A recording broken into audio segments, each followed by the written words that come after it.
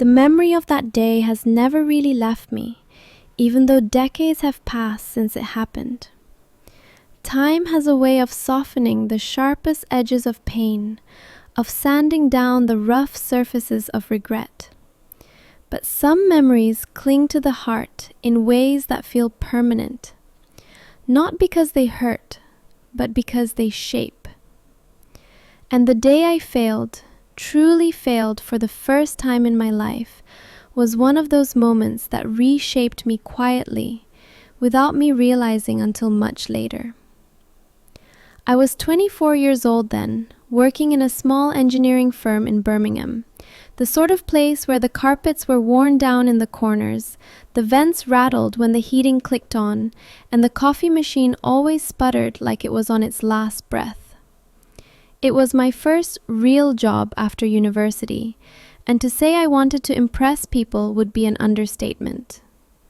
I was desperate to prove myself, eager to be seen, eager to be respected, eager for the world to somehow give me permission to feel capable.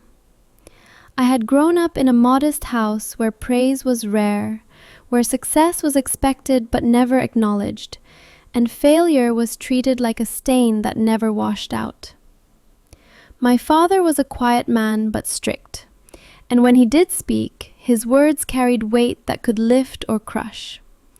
I spent most of my teenage years chasing a nod from him, a simple nod, a barely perceptible curl at the corner of his mouth that suggested he approved.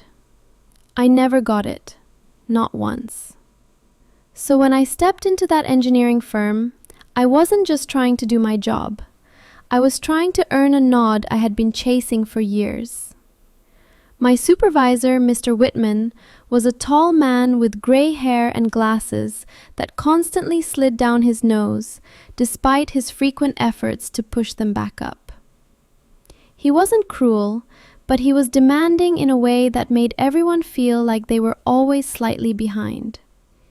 He carried himself with the kind of seriousness that suggested he had seen hundreds of young men like me come and go. He didn't have high expectations, nor low ones.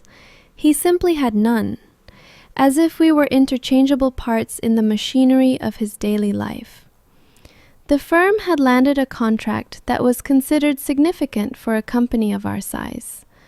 We were designing a new type of heating valve for a commercial client, and although my role in the project was small, it was still the most responsibility I had ever been trusted with. I was tasked with drafting a set of calculations and preparing a report to accompany the prototype design. It wasn't groundbreaking work, but it was important enough that I felt the pressure of it, and that pressure followed me home every night. I would sit at the small desk in my rented flat, the one with the wobbly leg, poring over my notes until the words blurred into symbols and the numbers crawled on the page like ants. I wanted everything to be perfect. If I could do this well, really well, maybe someone would finally look at me and say that I was good at something. Maybe they would see value in me. Maybe I would finally earn that invisible nod I'd been chasing. What I didn't realize then was that perfection is a fragile thing, and more often than not, an illusion. The day everything unraveled began like any other. The office smelled faintly of burnt dust from the heaters, and the morning chatter floated through the hallway like static. I arrived early, as I often did, because the quiet hours before everyone else arrived were the only time I felt calm enough to focus. I set my briefcase down on my desk, took a slow breath, and opened the folder that contained my calculations. I glanced over the figures with the pride of someone who believed they had done everything correctly, checking through it not because I doubted myself, but because I wanted to feel that little thrill of certainty one more time before handing it in. When Whitman finally arrived, his heavy footsteps coming down the corridor, I stood a little straighter. He appeared beside my desk, eyes focused on the stack of papers I held toward him like an offering. "This is the report?" he asked, his voice flat. "Yes, sir," I said. He took it, flipped through the first few pages, and nodded. Not the nod I had wanted all my life, but a small acknowledgement that at least the document existed. "I'll review it this morning," he said. "We'll be presenting to the client at midday." My stomach tightened with excitement and nerves. This was it, the moment I had prepared for. I returned to my desk and tried to work on smaller tasks, but my mind kept drifting back to the report. I imagined Whitman reading it carefully, noticing the precision in the details, appreciating the effort. Maybe he would even praise me in front of the client. It was foolish, but hope often is. Just after 11, Whitman called me into the conference room. His face was unreadable when I walked in, his glasses pushed high on his nose, the report opened in front of him. "Close the door," he said. My heartbeat stumbled. When the door clicked shut behind me, he looked up, his expression like stone. "There's a mistake in the calculations." My throat tightened. "A mistake?" He turned the report around, tapping the page with a stiff finger. "Here." I stepped closer. The numbers stared back at me, mocking me, cold and unforgiving. A decimal point, one single decimal point, was wrong. It wasn't small. It wasn't fixable with a simple correction. It altered the entire output. The entire design rested on figures that were now all wrong. And the client presentation was in 45 minutes. I don't understand," I stammered, though I did. I had been tired. I had been anxious. I had checked the numbers again and again, but fatigue has a way of hiding mistakes until they become disasters. Whitman's voice was sharp, but controlled. "This error could have cost the company the contract. It makes us look sloppy, unprofessional. This is unacceptable."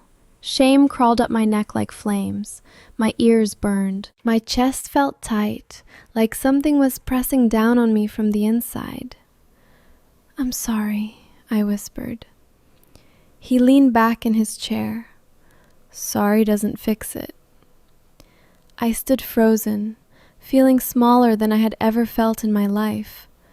The conference room felt cavernous and cold, the fluorescent lights buzzing above us like judgment. "I'll have to redo the report myself," he continued, pushing the papers aside as though my work was contaminated. "You can go back to your desk." The dismissal was quiet but absolute. I walked out of the room with the weight of failure pulling at my steps. My colleagues were bustling around, preparing materials for the client meeting, unaware that the reason Whitman looked so tense was sitting inside my chest like a stone. I sat at my desk and stared at my hands, unable to move, unable to breathe properly. Failure was not something I had been taught to handle.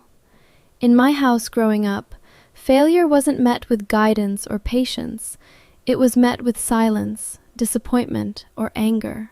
And now, sitting in that stiff office chair, it felt as if all those old emotions returned at once. The sinking shame, the fear of letting someone down, the terror of being seen as worthless. The office became blurry around me as my eyes stung. I blinked hard, not wanting anyone to see.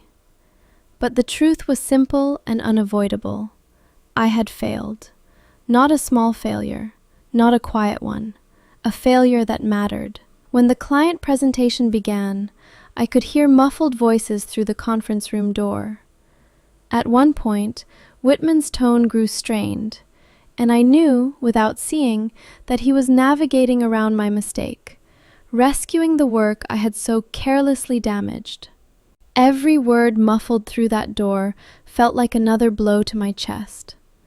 After the meeting, the office hummed with conversation, but none of it reached me. Whitman passed my desk without looking at me. That silence was worse than anger. Anger meant you were worth reacting to. Silence meant you didn't matter. I considered going to him, explaining again, offering to redo the calculations, offering anything. But the shame glued me to my chair. When the day finally ended, I walked out into the cold air, my breath fogging in front of me. I didn't take the bus home as usual. I walked. For nearly an hour. The city noises faded behind the pounding in my head. In that long walk, every insecurity I had ever felt grew louder. Every reminder of not being good enough replayed in my mind like a cruel slideshow.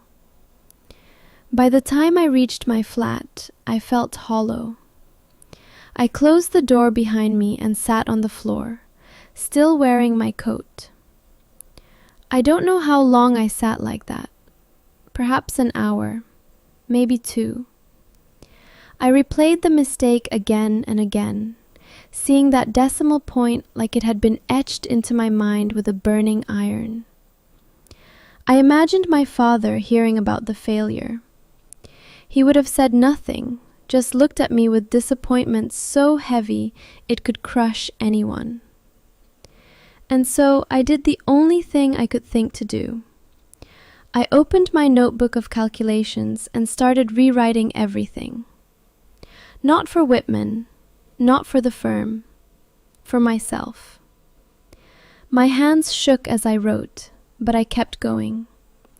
I wrote until my fingers cramped, until my eyes blurred, until the pages were filled with corrections, revised formulas, and more accurate figures. I wasn't trying to erase the failure. I was trying to understand it, to face it. I didn't realize at that moment what I was really learning about myself. That came later. The next morning, I arrived at the office early again, carrying the corrected calculations. I didn't expect forgiveness. I just needed to show responsibility. When Whitman arrived, I approached him, heart pounding. He looked at me with the same cold detachment as the day before. "What is it?" "These are the corrected calculations," I said quietly. He took the pages, scanned the first couple, then looked up at me. "These are accurate." Something inside me loosened. Not relief, not pride, but something quieter, a small, steadying acceptance. "I'm prepared to redo the rest of the report as well," I said. "I know I made a serious mistake." Whitman studied me for a moment, his expression unreadable. Then, with a sigh, he nodded. "Very well. Sit down. We'll fix it properly." It wasn't forgiveness. It wasn't praise. But it was something. A chance. Over the next week, we rewrote the entire report. Whitman was stricter than ever. I stayed late almost every evening, my colleagues leaving one by one until only the cleaning staff remained. I kept working. I didn't do it out of guilt or fear anymore. I did it because facing the thing that had broken me was the only way forward. When the final report was finished, Whitman handed me the last printed copy. For the first time since the mistake, he looked directly at me. "Everyone makes errors," he said quietly, "but not everyone takes responsibility for them." That was all he said, but it stayed with me longer than any praise could have. Years passed. I moved on to other firms, took on bigger roles, led teams, designed projects that made me proud. But whenever I faced challenges, or whenever someone beneath me made a mistake, I remembered that 24-year-old version of myself, frightened, ashamed, sitting alone in a flat with pages of ruined calculations spread around him. And I remembered what came after. Not the mistake, but the willingness to stand back up. Now, looking back across decades, I no longer think of that day as the day I failed. I think of it as the day something essential shifted inside me, quietly, painfully, necessarily. The day I stopped chasing a nod from the world. The day I stopped believing that mistakes made me unworthy. The day I realized that even when you fall hard, you can rise with something stronger than perfection. You can rise with understanding. And that, I learned, without anyone teaching me, is far more powerful than never falling at all.